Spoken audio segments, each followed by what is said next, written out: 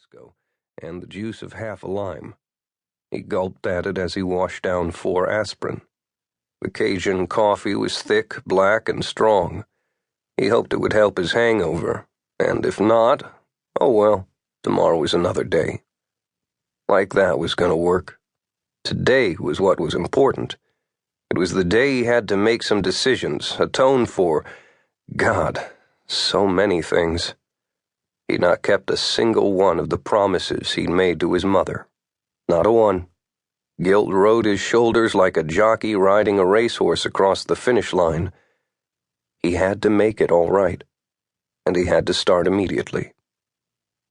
What was that old saying? Today is the first day of the rest of my life? Yeah, right. He hadn't actually crashed and burned, but on occasion he'd come too damn close for comfort. He'd done some productive things during the last 18 years. He'd more than contributed. He'd finished college summa cum laude, but only because he'd had book smarts. It all came easy. But he didn't have a lick of common sense, or at least that's what one of his professors had told him. The man had gone on to say that Jake had no life experiences to draw from. Jake had had too much respect for the professor to argue the point, because he knew he was right. So he'd gone out to find those life experiences. He'd traveled the world, earned money working on oil rigs, because he knew the oil business backward and forward. He'd gone from one end of the world to the other, and, at least in terms of common sense, didn't have squat to show for it. Life experience my ass. Jake told himself not to be so hard on himself, because he'd done one good and serious thing. He'd become a consultant to his father's competitors and been very successful. He'd also made the newspapers big time, so much so that his father, to no avail, had tried to muzzle him. Everyone wanted a piece of Jake St. Cloud, even the Saudis.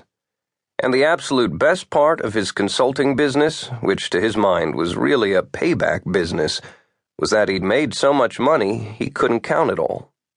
He had only one rule, and that was never to work for St. Cloud Oil.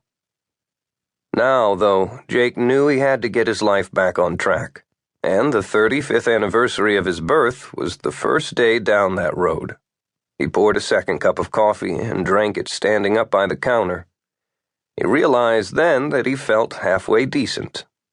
When he finished the coffee, he put the cup in the dishwasher. For a full minute, he debated whether he should turn on the dishwasher for just 1 cup. His mother's words about cleanliness being next to godliness rang in his ears. He shrugged, dropped a soap pellet in the machine, and turned it on. He totally forgot his mother's words about never leaving the house with an appliance running. He left the house and climbed into his sleek black Porsche and headed to his meeting with his mother's lawyers.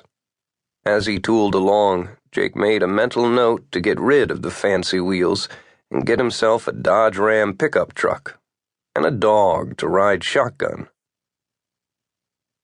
The law firm of Simon & Simon was run by 2 brothers who had to be as old as Methuselah.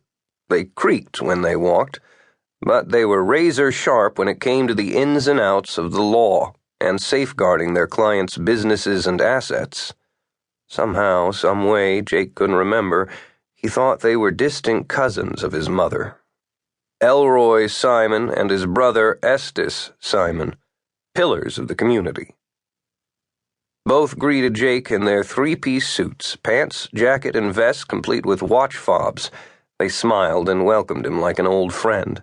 Never mind that they hadn't seen him in over 10 years. They offered coffee and beignet, which Jake knew came from the Café du Monde in New Orleans.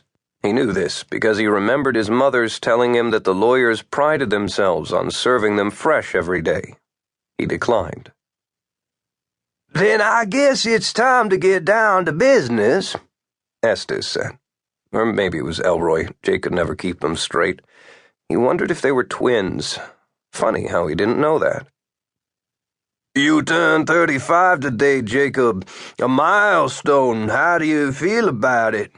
one of them asked. "I'm okay with it. Not much I can do about it either way."